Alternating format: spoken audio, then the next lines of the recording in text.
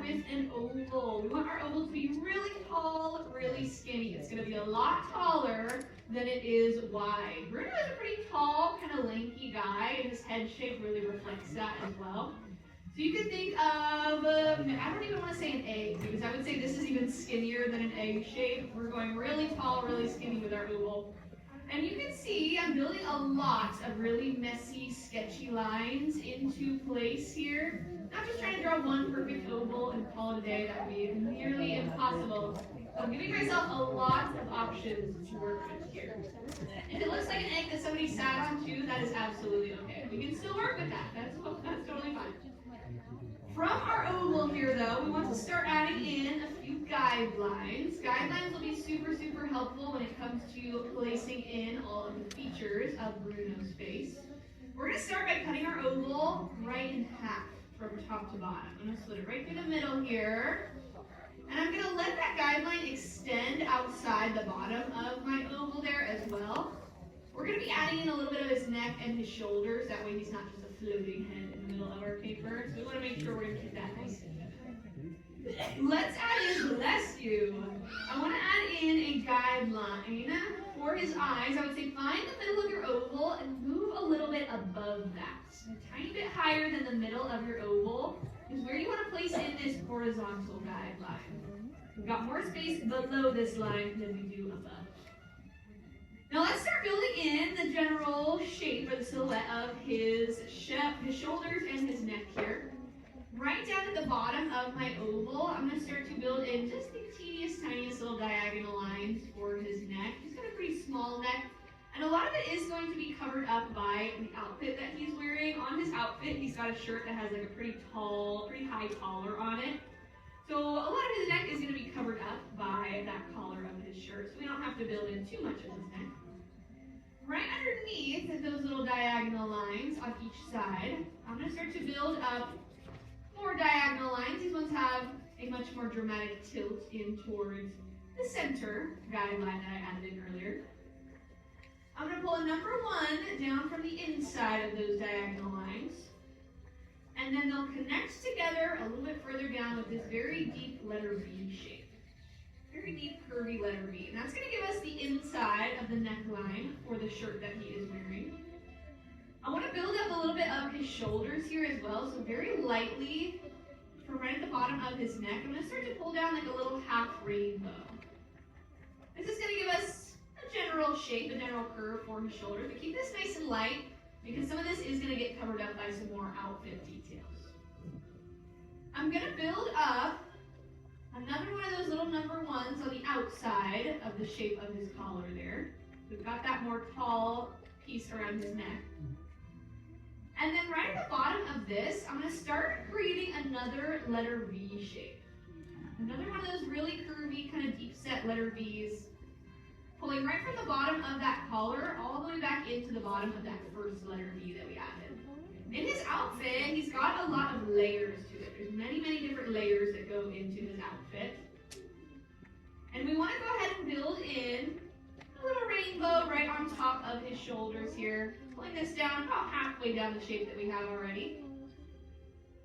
And then one more letter V going all the way to the center. I think this is like the hood that he has on his poncho. He's able to kind of pull it up over his head and be a little bit more secretive with it, right? Because for the entire first part of this movie, we don't even know that Bruno is a character that exists, right? Or maybe we know he exists, but we don't talk about it, right? The family kind of refuses to acknowledge his existence, even though, spoilers, he has been living in their walls the whole entire time, right?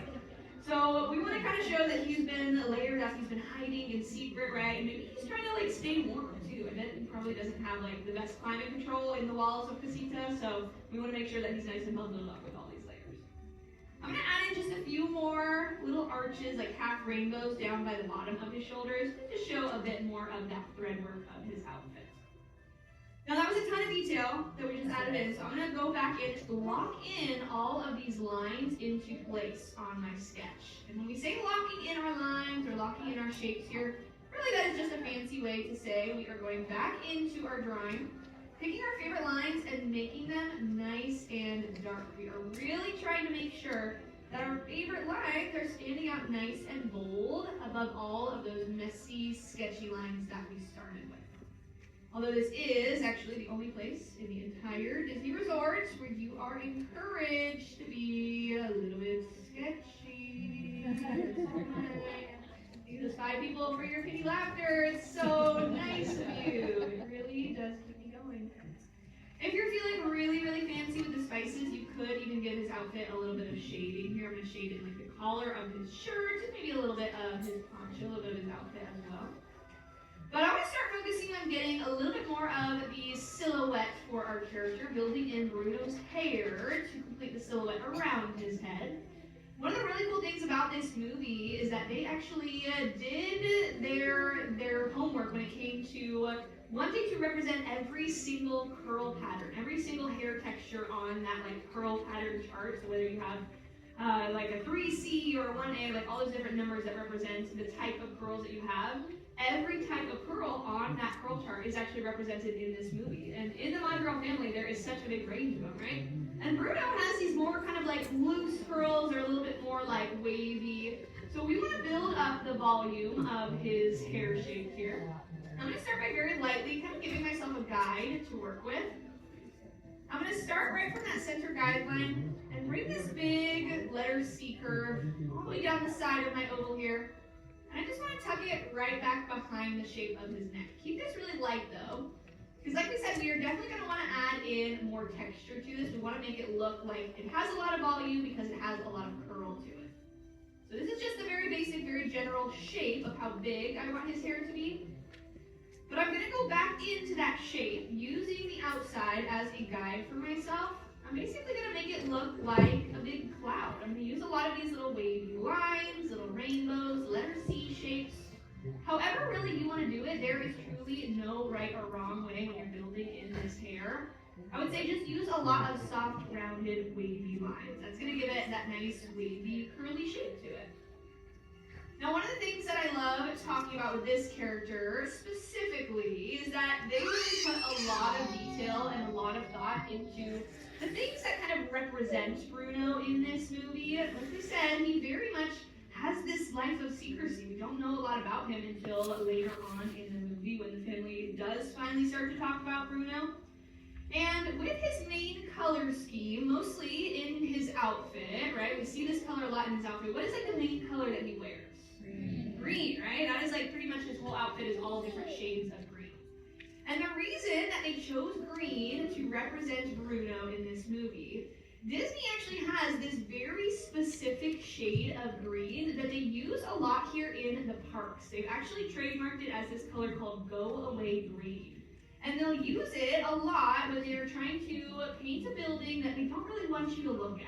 If they're trying to hide something like maybe behind some trees, they will paint the building this really specific color of green so that it kind of blends into the foliage and your eye doesn't really notice it as much. And that was the green that they used for most of the parts of Bruno's outfit. So that's something, you probably wouldn't really know unless you were really, really into Disney trivia or you had done a lot of research about this movie. But I think it's really cool that they even tied his story into the colors that they used to represent his outfit. Now I've added in all those little rainbows on the outside of Bruno's hair shape here. I think if you want to go back to the inside and add in a few of those little curly coils on the inside shape of his hair, just to really give him a lot of that texture, a lot of that volume on the inside of his hair. But again, there is really no right or wrong way to do this part of your sketch. I want to start to focus a little bit more, though, on adding in the features of Bruno. Right now, he's looking like a very well-dressed egg, but we need to wake him up, bring him to life here. So I'm going to start adding in those features of his face. I'm going to start with Bruno's eyes. He's got these very big, very curious, but also kind of shy-looking eyes to him, I would say. We're going to start with some big circles, sitting right on top of that horizontal guideline. They're going to sit, I would say, right about in the middle of each space that we have there on either side of our center guideline. Start very lightly with these circles, and this is definitely going to be a trust the process moment in our sketch, because right now it is looking like Bruno has seen some things in the walls of the casino, right? And he kind of has, right? He actually does hang out with quite a few of this one particular animal. What is the animal that he tends to hang out with in the walls? Rats, right? He is absolutely surrounded by rats. And I love the whole part where he's talking about like how just like all the different, he's like named all the different rats in the walls and he's like friends with all of them, which I think is really sweet. But they actually picked animals to represent a lot of the members of the Madrigal family. If you think of like Louisa, right, she's represented by donkeys. And the reason that they chose rats to be the main animal that Bruno is associated with is because they kind of like the idea that just like Bruno, rats kind of have this sense that they're surrounded with people who don't want anything to do with them, right? They think maybe, oh, they're kind of yucky, or like they just don't want to be around rats. And kind of like Bruno in the beginning, right? Nobody wants to be around him. They think that he is always causing all of this trouble, right? He is the root of the problem. But just like rats can be sometimes, Bruno is underestimated, right? He's kind of tossed aside before they really understand him. And even rats can be misunderstood sometimes. We were joking earlier that like rats can be scary, but they can also be really talented, right? They could cook you a whole 4-course meal in Paris. You just never know. I'm going to go ahead and wake Bruno up here by adding in some pupils to him. I'm going to add in some circles to his eyes here, but you could add any shape that you would like. In here you could draw stars, you could draw all the little shards of the prophecy that Mirabel kind of sees or that she finds up in Bruno's tower, right? You could draw all those little green shards. I'm going to stick with some classic pupils. I'm pushing him a little bit closer towards the inside corner of his eye so that he looks like he is looking out here at all of us. But you could even have him looking off towards the side of your paper. Like maybe he is looking over at another family member. You just want to make those eyes nice and dark. Really lock them in, shade them in, super nice and dark. And he still looks a little bit haunted, right? Which does kind of fit with the theme of the movie in the beginning, right? He is a little bit spooked in the very beginning of this film. But I like to bring in his eyebrows. That's definitely going to help a lot with his ability to be expressive. And I want to give him kind of this shy look by tilting his eyebrows a little bit further up in the middle. I'll build them up, give them a little bit of thickness on the inside edge, and I want to make the outer edge nice and pointy here. So they kind of look like these curvy triangles. Bruno, I would say the largest feature on his face is probably his nose. So we're going to start nice and light with his nose here. We don't need the whole entire shape, but we're going to start with an oval here. A little bit below that horizontal guideline, starting with this nice wide oval. But like I said, we're not going to use this whole entire shape. I want to make the bottom of it a little bit more pointed so that it's not like perfectly round. I'm going to build in a little bit more of this point at the bottom of his nose using the edges of that oval. And I'll kind of do the same thing on the top as well, but I'm not going to close the top all the way off. I want to bring it just a little ways up towards that center guideline. And then I'm going to pull two curves from the top right in between his eyes just to show the bridge of his nose. He does have a very narrow bridge of his nose. For Bruno's smile, to kind of match the expression that he's giving with his eyebrows, he's looking a little bit shy, maybe a little bit timid. I want to give him like this very soft smile to go along with his expression. So I'm going to give him this very flat letter U shape, about halfway between the bottom of his nose and the bottom of his chin here. I'm going to build in this very soft smile, very flat letter U. And he does have a beard. He's got like a mustache, beard, goatee combo that goes all around his smile. That's why right now he's looking a little bit like a younger version of himself. He's looking a little bit like the concept art that they originally had for Bruno here. And the original concept art for him is very interesting. He changed a little bit from his original design, but they went through a lot of different variations when they were trying to decide what they wanted to name this character. Some of the other names that they went through, they thought about naming him Arlo, Andre, Oscar, Marco, and at one point they were even thinking about calling him Emo, which I think would have been a really interesting name for him. But I'm glad that they decided on Bruno. I just feel like it fits in the song so well, right? It's very catchy. But I'm going to add in that facial hair for him so that he looks more like he does in the movie. We're adding in these little upside down or these little letter L shapes kind of laying on their back, pulling those from right underneath his nose and to the corners of his smile. And then from the corners of his smile, I'm going to go straight down to his chin. I'm going to lock in the bottom of his chin here too, so you can actually see how far down. I'm going to pull this down too. There's the bottom of his chin there. And I'm pulling this facial hair from the corners of the smile right down to his chin. And just like how all of the members of the Madrigal family are all represented by animals, they are all also represented by symbols. And for Bruno, his symbol is an hourglass, right? It feels very fitting for his character. And one of the ways that they use this hourglass in his design, his little goatee on the bottom of his chin kind of looks like an hourglass. So I'm going to build in this letter X shape around the bottom of his chin.